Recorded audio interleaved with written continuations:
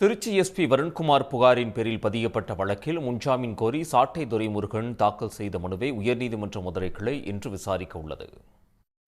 நாம் தமிழர் கட்சியின் நிர்வாகி சாட்டை துரைமுருகன் உயர்நீதிமன்ற மதுரை கிளையில் தாக்கல் செய்த முன்ஜாமீன் மனுவில் விக்கிரவாண்டி இடைத்தேர்தல் பிரச்சாரத்தின் போது முன்னாள் முதலமைச்சர் கலைஞர் குறித்து அவதூறாக பேசியதாக திருச்சி சைபர் கிரைம் போலீசார் தன்னை கைது செய்தனர் என்றும் சிறையில் அடைக்க நீதிபதி அனுமதி வழங்காததால் விடுதலை செய்தனர் எனவும் குறிப்பிட்டிருந்தார். கைது செய்யப்பட்டதற்கு திருச்சி எஸ்பி வருண்குமார் தான் காரணம் என்று சீமான் பேசியதை அடுத்து சமூக வலைதளங்களில் மோசமான கமெண்ட்கள் பதிவு செய்யப்பட்டிருந்தன.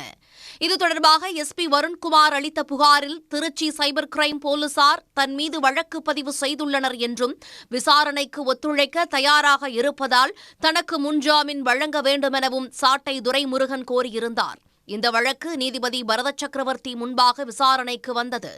அப்போது அரசு தரப்பில் மூத்த வழக்கறிஞர் ஆஜராக கால அவகாசம் கோரப்பட்டதால் வழக்கு விசாரணையை இன்றைக்கு ஒத்திவைத்து நீதிபதி உத்தரவிட்டார்.